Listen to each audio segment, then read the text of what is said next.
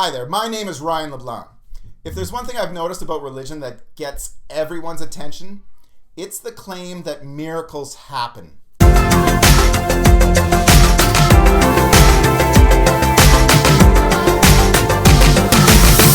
Some people love to hear stories of any little miracle that happens, and some people hate the idea of miracles because they see some kind of tricky con job designed to cheat people.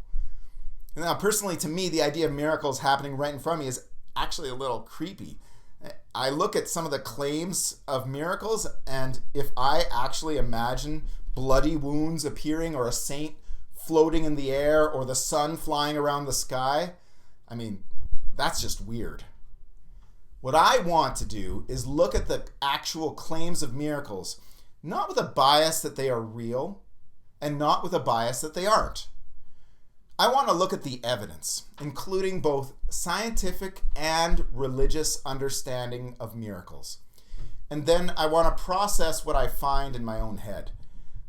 I generally like it when I understand the rules of the world, and if I'm confronted with those rules suddenly not applying in a miracle, I just might freak out. Illusions are different. I can watch a good magic show and have fun. Special effects in movies are a great time. But most of the time, I think I do what most people do. I pretend not to notice miracles. I'm a Christian and I read the Bible and it's full of God's deeds of power. And somehow I try not to imagine miracles being a part of my daily real life.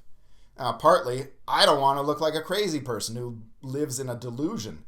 And partly, I don't want to get scammed as a gullible chump who swallows any old crazy story. But I've got this tension in that the Catholic tradition and scripture are clear about the reality of miracles. In the book of Acts, God did extraordinary miracles. In the Catechism, miracles strengthen faith in the one who does the Father's work.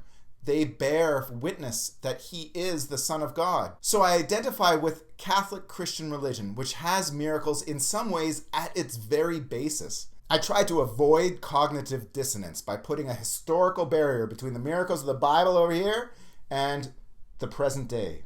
So that happened then, and now I don't need to think about miracles anymore. Except that people today claim to have witnessed miracles. My Google News search for miracle returned 58 million articles. People that I love and respect tell me stories of miracles happening in their lives. And my church has an entire bureaucracy set up to process the claims of miraculous events. I can't avoid it.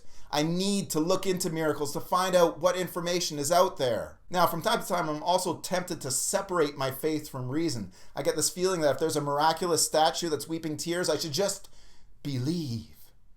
Never mind that if my minivan was weeping mysterious fluids, I would demand to have a close look at it and find out what the reasons and causes were. See, the Catholic Church also won't let me separate my faith from reason. Catholicism has always insisted that we can believe in God while still using our minds to ask questions about what we observe. We must always use our faith and reason together. The story of the Apostle Thomas after the resurrection is a good example of this. So at this moment, Jesus has risen from the dead and has shown up for most of the other apostles.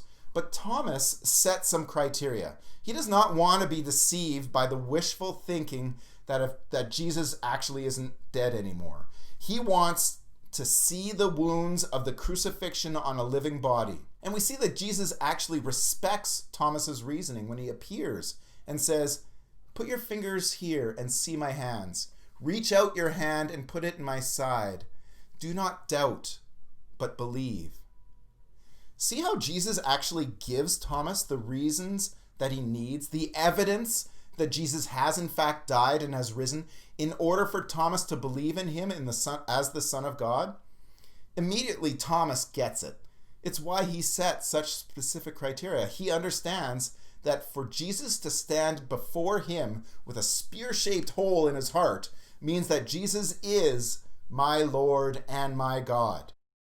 You see, this is why I created this course, a study of miracles from the Catholic tradition. There are so many claims to miracles, and there are so many disproved miracles that I'm kind of nervous. But my faith says that God works signs of his power that we can see and know, so that we can come to believe in him and in his word. So I'm wondering, would you like to examine the evidence for and against miracles so that you can make up your own mind about them? If you're with me on this, let's break open the evidence, do some serious thinking together, and try to avoid allowing our prejudices for or against miracles to compromise our conclusions. In this course, we will look at miracles from a Catholic point of view, which means that we will rely on religious faith and scientific reasoning together.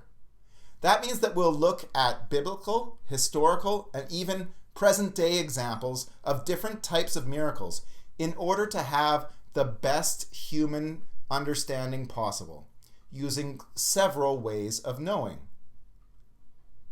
So please join me in Think Catholic Miracles.